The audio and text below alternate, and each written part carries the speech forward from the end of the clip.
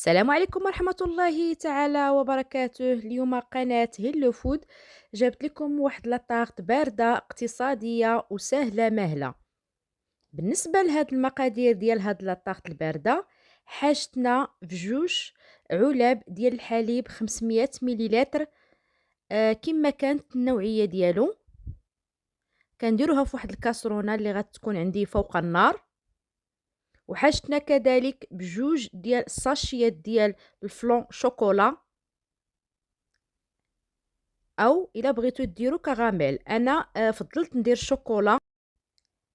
بعد ما كنضيفوا الفلون ديالنا، كنضيفوا 4 المعالق ديال مايزينا يكونوا عامرين بزاف باش يمكن الخليط ديالنا يختار.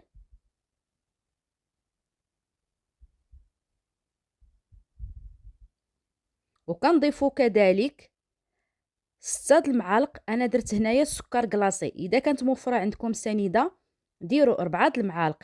انا درت هنايا 6 المعالق ديال السكر كلاصي عامرين بزاف، ما كانش متوفره عندي سنيده. ومن بعد كنجيبوا الطراب اليدوي وكنبقاو نحركوا حتى ينسجم لنا الخليط مزيان. ونضيفوا 3 المعالق ديال الكاكاو المر مع التحريك المستمر.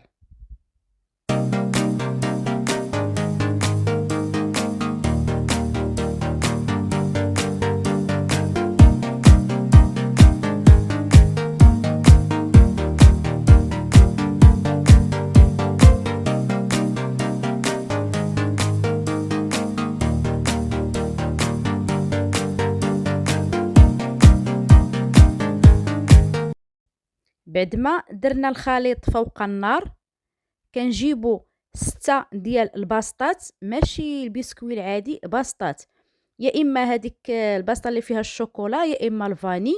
كنضيفوا لها 50 غرام ديال الزبده، وكنبقاو ندخلوا الزبده في الباسطه بهاد الطريقه هذه حتى تلبنا الباسطه. في هاد الاثناء عندنا الخليط فوق النار، كنحركوه مره مره باش ما يلصقناش الخليط في الكاسرونه ديالنا وحنا ناقصين عليه العافيه. كنشدو واحد المول، كندهنوه بالزبده كما كتشوفوا الطريقه، وكنلبسوا له الباسطه ديالنا اللي دخلنا فيها الزبده.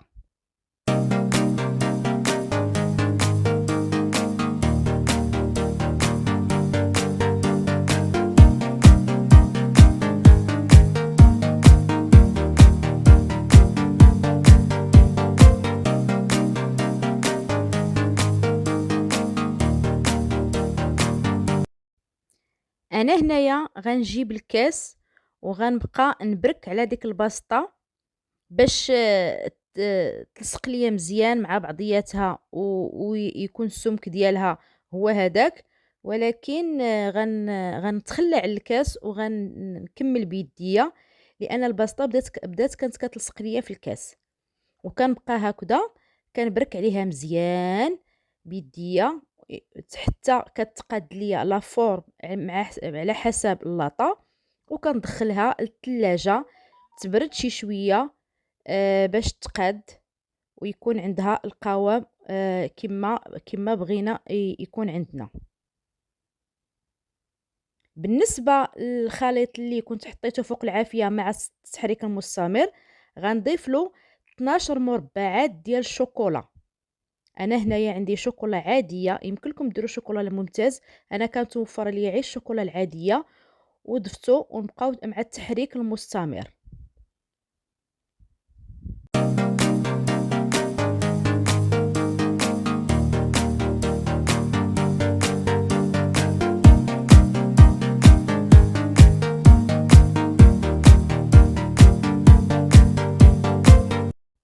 كنبقى نحرك الخليط ديالي حتى كيذوب ليا ديك القطع ديال الشوكولا في الخليط، ونحرك مزيان حتى كيعقد لنا الخليط.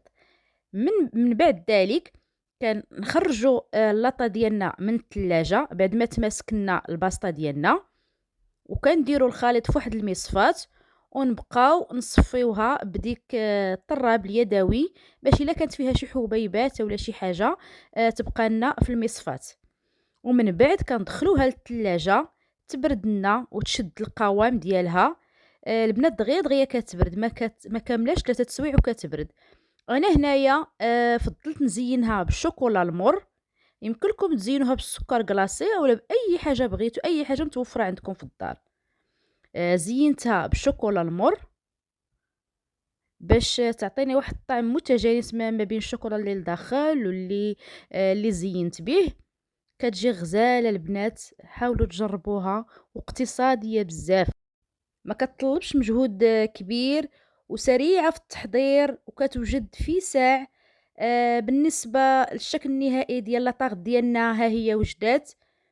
البنات نتمنى تنال الاعجاب الوصفه ديال هاد النهارين، تنال الاعجاب ديالكم، وتردوا لنا الانطباعات والارتسامات ديالكم في لي كومونتير. والبنات فضلا ليس أمرا، أرجو الاشتراك في القناة ودعم القناة باللايكات وبلي كومونتير والارتسامات ديالكم، وعلاش لا الانتقادات تهما.